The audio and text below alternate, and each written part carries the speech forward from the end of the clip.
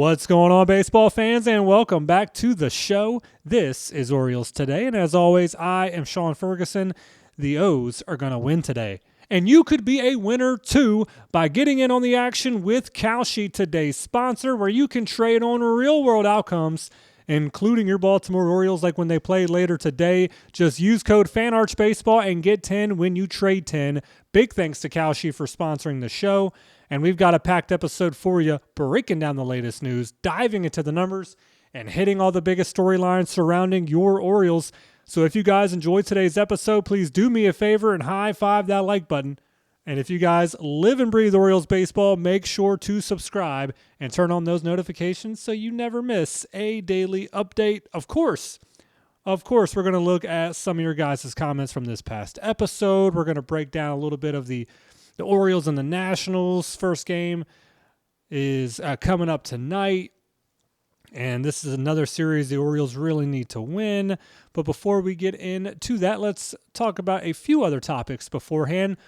One of them being is there's been so many negatives surrounding this team so far, with so many high hopes in the offseason and so many this is how this team should look and just high expectations. And they have fallen very flat so far. 44 games below 500, 44 games into the regular season, not where we thought we would see ourselves. And yes, the injuries are bad, but putting the injuries aside, as everybody's dealing with injuries, pushing injuries aside, I know ours are pretty bad, but a lot of the healthy stars that are still here and playing are very much so underperforming. But one guy is not. One guy who is not underperforming, and he is having one of the best seasons as a relief pitcher, one of the best seasons, period, right now when it comes to just players. That's Rico Garcia. He has by far been the best pitcher in the Orioles staff, and he's having a historic season so far, and it's so good to see. And I seen someone post a comment about a week or two ago, said that it just feels like the Orioles every single year have that one player that absolutely came out of nowhere, a veteran, and he just has a ridiculous season. And this year it's Rico Garcia. He's a veteran of the sport, and he has by far been the best pitcher out of the Orioles bullpen this season, best pitcher the Orioles have had this season. And he's been one of the best relief pitchers in all of baseball. Not the best, but he's been one of the best. And Rico Garcia, he is now the first pitcher in MLB history to allow just one total hit in his first 20 appearances, which is really, really cool. And it's over 19 innings of work so far for Rico here in 2026, over 20 games. He's been absolutely ridiculous. But, of course, the one hit that he allowed was a solo home run. But through 20 games, 19 innings of work, he's sitting at a 0.47 ERA, a 0.42 whip, and has 22 strikeouts to go with just 7 walks. He has been lights out. And again, that's over 19 innings. And again, yes, he's given up that one home run, but that is literally the only hit he has given up so far.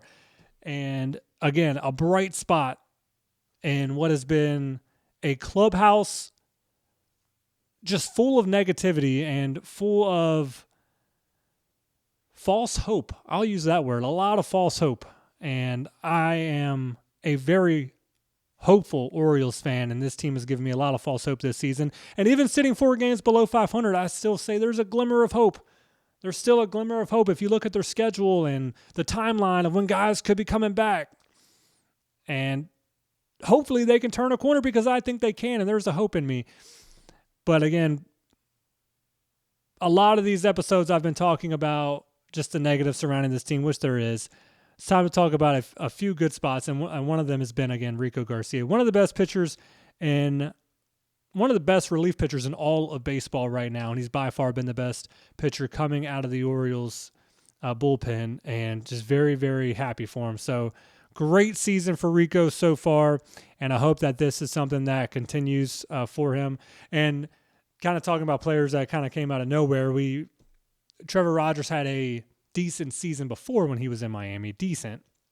Nothing like the numbers that he put up last year, but that was kind of one of those things. Last year it was Trevor Rogers. He put on one of the best starting pitching performances in Orioles history since Jim Palmer did it. And now Rico Garcia is having his turn this season coming out of the bullpen, having one of the best relief pitching seasons in big league history. So that's really cool to see.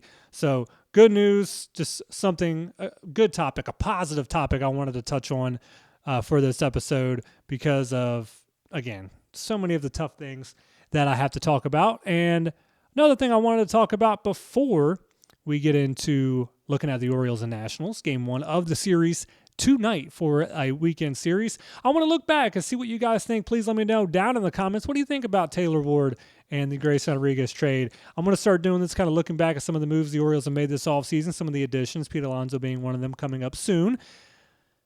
But we're 44 games in, and I know when this trade happened, of course, the Orioles trading away starting pitcher Grayson Rodriguez to the Angels for outfielder Taylor Ward, and it was a shocker to me when it happened. I was a little bummed out, big Rodriguez fan, and just didn't know what to expect with Taylor Ward. I know what he was coming off of, a 36 home run season, and previous year with the Angels, so I was very skeptical. But I would say so far, yeah, you have to say that this has been a win so far for the Orioles because Grayson Rodriguez, not only has he not pitched this season for the Angels, he hasn't pitched since he last pitched for the Orioles in 2024. He is still recovering from his injuries.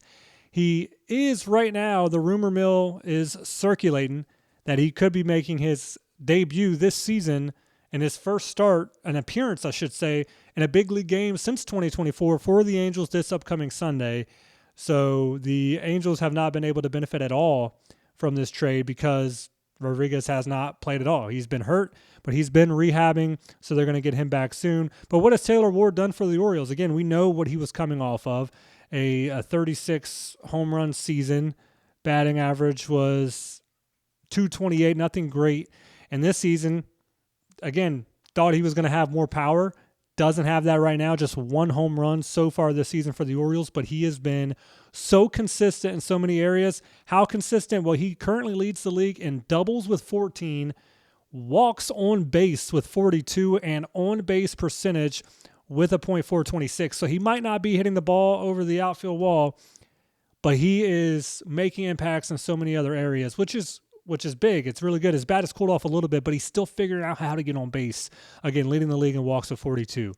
So, yeah, absolutely by far. It's silly to say or even view the Orioles as a loser in this trade because of how well Ward has done, and Rodriguez hasn't even pitched yet. But I did want to look back and say, especially starting off with that trade, like in the offseason, I was bummed. I said, we need pitching, and we just got rid of a pitcher here in Rodriguez. Well, we wouldn't have been able to use him through these first 44 games anyway, and Ward has been great for us. So very, very happy to see what Ward has been able to do, and I'm hopeful, just with how good Rico Garcia has been, I'm hopeful the same for Taylor Ward here to continue the season. But, hey, it's one of those few trades, I feel like, in a while that the Orioles have actually won, so that makes me happy.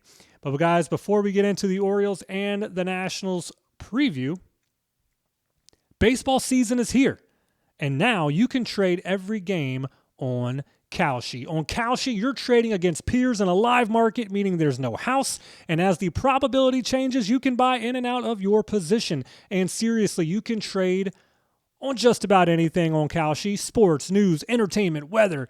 If people are talking about it, there's probably a market for it. But most importantly, you can trade on baseball, which is what really matters most around here. Right now, guys, the Orioles are trading at 4% to win the American League, meaning a $100 trade could pay out $2,718 if they pull it off. And for tonight's game, the Orioles are trading at 55% to beat the Washington Nationals, meaning a $100 trade pays out $173 if they win. For a limited time, download the Kalshi app and use code FANARCHBASEBALL to get 10 when you trade 10. That's KALSHI, Kalshi, trade on anything. And looking at the Orioles, taking on the Nationals tonight, game one of this weekend series, it will be Shane Baz on the mound taking on Zach Littell. Both Baz and Littell are 1-4, but Zach posting a 6.94 ERA to Baz's 5.46. These two teams similar. Orioles coming in at 20-24. Nats, the home team here, at 21-23. And similar, but the Nationals bats are definitely more potent. They've been way more productive than the Orioles have been this season. Just looking at teams' averages, batting average, that's to the Nats, 245 to the Orioles, 231. Hits, 362 for the Nats, 334 for the Orioles. Run score, 235 for the Nats, 193 for the Orioles. Home runs, that's 52 for the Nats, 44 for the Orioles. On base, 325 for the Nats, 315 for the Orioles. Slugging, 413 for the Nats, and 378 for the Orioles. So pretty much statistically in every offensive category, the Nationals are doing better than the Orioles. When it comes to pitching, they're both not doing great, but the Orioles are doing a little bit better. Team ERA there, again, not great. The Nats 4.77 to the O's 4.60. And the O's, again, better strikeout, OBA, a little bit better when it comes to pitching than the hitting. A little bit better pitching than the Nationals, but the Nationals hitting way better than the Orioles at the moment, especially when you look at the team leaders. Like our team leader is Jeremiah Jackson when it comes to RBIs with 24. CJ Abrams leads the Nationals with 36. So, yeah, it's been more productive for the Nats when it comes to their bats, but their pitching hasn't been great this season. Neither has the Orioles, but they've had a better bullpen for sure than Washington. So it's going to be a very interesting matchup. And again, guys, it is a matchup in a series, another series, very pivotal for the Orioles that they need to win. They're coming off a massive series win, 2 of 3 at home against the Yankees. Now they're going to the road to take on a Nationals team that they could easily win this series, and it's going to be interesting if the Orioles pitching and their bullpen is going to be able to look as good as they have been against this Nationals team that has proven so far into the season that they can hit. The pitching isn't great, so the Orioles bats, they're going to need to come alive and be able to take advantage of the not-so-great pitching for Washington. And before we get out of here, guys, I'm going to look at some of your guys' comments from this past episode. As always, thank you guys so much for tuning in and interacting down in the comments section. Just a few here. This one from Nalo. No Beavers, no problem to beat the most hated Yankees. Yeah, and that was great to see. It's really stunk to see Dylan Beavers go out with injury, but it's always great to see the Orioles take down the Yankees. Like I said, that was a big series, man. Coming off one where we were swept in 4 games in New York. I know we didn't sweep them in Baltimore, but at least we won the series and we took 2 out of 3. So it was great to see. Again, hate to see Dylan go to the 10-day IL, but at least we got a series win.